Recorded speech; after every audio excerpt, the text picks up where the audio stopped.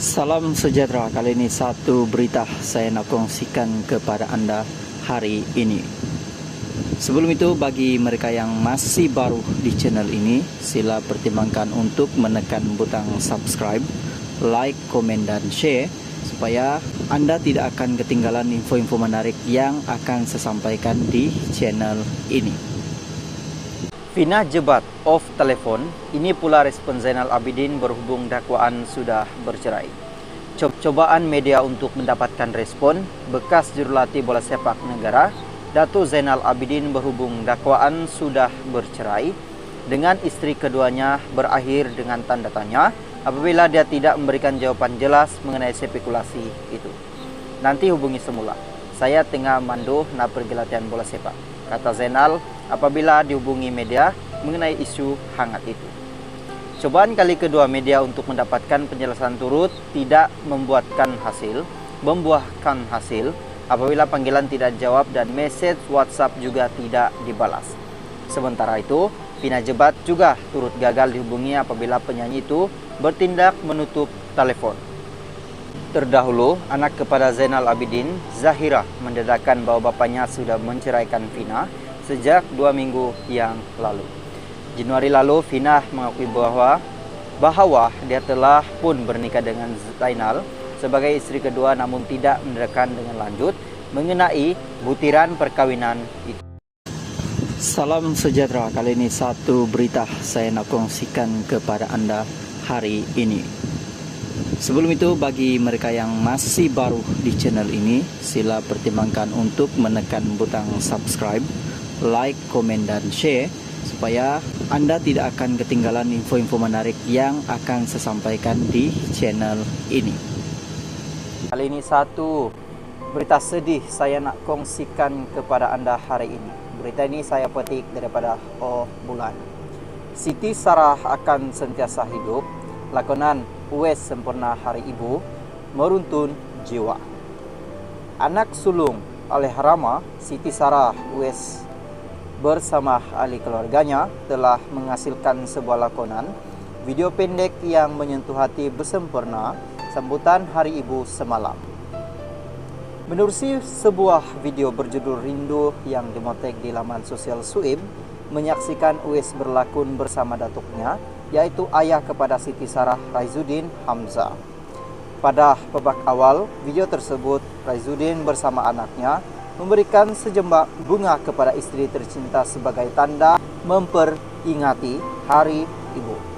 Sementara itu, kelihatan Uwais sedang memandang protet arwah Siti Sarah dan semasa dalam perjalanan pulang, Uwais teringat kembali momen-momen ketika dia bermain golf bersama ibunya.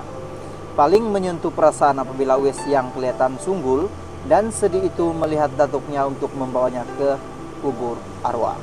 Pada babak akhir, Uwais menangis karena tidak dapat menahan rindu, lalu memeluk datuknya ketika berada di kubur arwah Siti Sarah.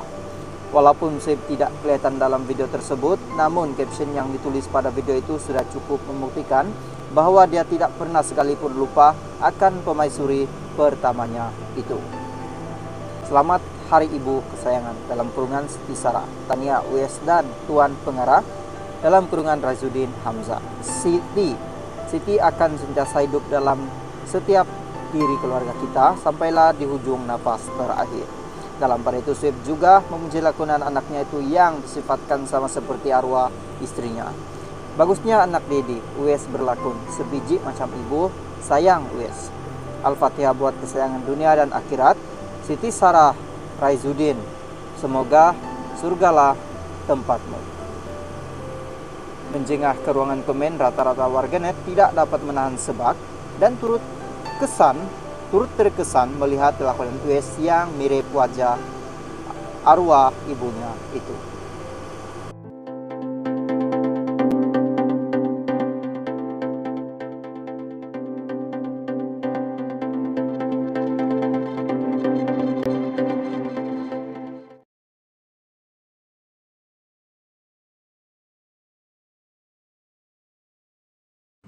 Salam sejahtera, kali ini satu berita mengejutkan dan terbongkar hari ini. Berita ini saya petik daripada Cosmo. Hafiz lapor polis, dakwa Syuhada sengaja gugurkan kandungan. Syekh Alam, pelakon Hafiz Rosdi, mendakwa istrinya Nur Syuhada menggugurkan kandungan yang berusia 14 minggu dengan sengaja.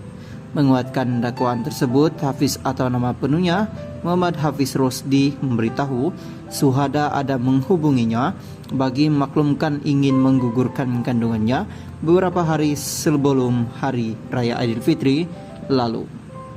Sehubungan itu, Hafiz 29 bertindak membuat laporan polis atas dakwaan Syuhada menggugurkan kandungan dengan sengaja. Dia ada hubungi saya melalui aplikasi WhatsApp dan memaklumkan tentang kehamilan dan ingin gugurkan kandungan.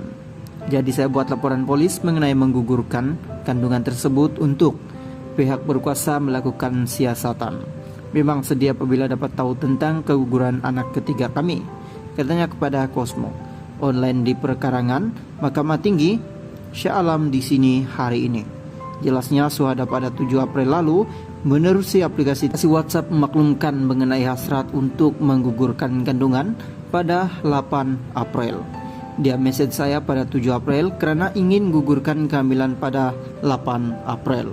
Kemudian pada 5 Mei lalu saya dapat tahu Syuhada sudah keguguran pada hari raya kedua kongsinya.